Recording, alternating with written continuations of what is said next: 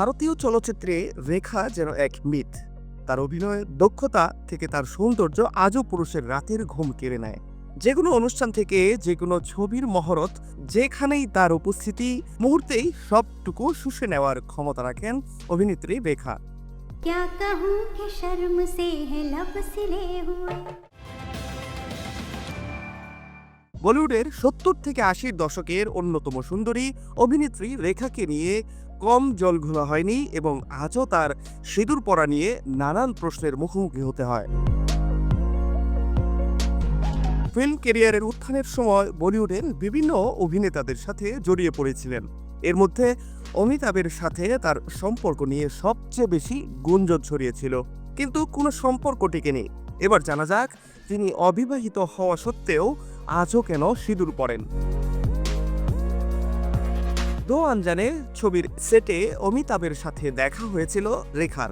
এরপর তাদের জুটি হিট হয়ে যায় এবং একসঙ্গে অনেক ছবিতে কাজ করেন। তাদেরই অভিনয় জীবনের পাশাপাশি তারা ব্যক্তিগত সম্পর্কেও জড়িয়ে পড়েন। এক পর্যায়ে অমিতাভকে ভালোবাসতে শুরু করে রেখা, এমনকি অমিতাভও তাকে ভালোবাসতেন। বিবাহিত হওয়ায় রেখাকে কাছে রাখতে পারেনি অমিতাভ। অমিতাভ থেকে দূরে সরে গিয়ে ব্যবসায়ী মুকেশ আগরওয়ালকে বিয়ে করেন অভিনেত্রী, কিন্তু তাদের সম্পর্ক বেশি দিন টেকেনি। বিয়ের কমাস পরই মুকেশ গলায় ফাঁস দিয়ে আত্মহত্যা করেন। এরপর রেখাকে মানুষের কাছে অনেক কটূক্তি শুনতে হয়েছিল। কেউ কেউ তাকে অপয়া বলেও তুচ্ছ-তাচ্ছিল্য করতে শুরু করে। এরপর অভিনেতা বিনোদ মেহরার সঙ্গে সম্পর্কে আসেন রেখা।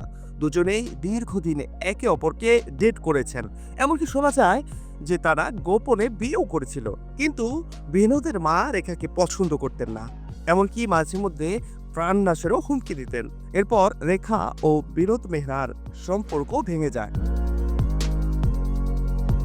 রেখা নাকি সঞ্জয় দত্তকেও বিয়ে করেছিলেন এবং আজও সঞ্জয়ের নামেই সিঁদুর পরেন। ইয়াসিন উসমানের লেখা রেখার জীবনীতে এটি উল্লেখ রয়েছে বলে খবর পাওয়া গেছে। যদিও পরবর্তীতে বইটির লেখক এসব এড়িয়ে গিয়ে বলেন লোকেরা বইটা ঠিকমতো পড়েনি। এমনকি অক্ষয় কুমারের সাথেও তার সম্পর্কের গুঞ্জন ছিল। ১৯৮২ সালে উমরাও জান ছবির জন্য জাতীয় পুরস্কার পেতে স্টেজে পৌঁছেছিলেন রেখা। তৎকালীন রাষ্ট্রপতি তাকে জিজ্ঞেস করেছিলেন, তোমার সিঁথিতে সিঁদুর কেন? এ বিষয়ে রেখা বলেন, আমি যে শহর থেকে এসেছি সেখানে সিঁদুর লাগানো ফ্যাশনেবল। আমি সিঁদুর পছন্দ করি, তাই লাগিয়েছি।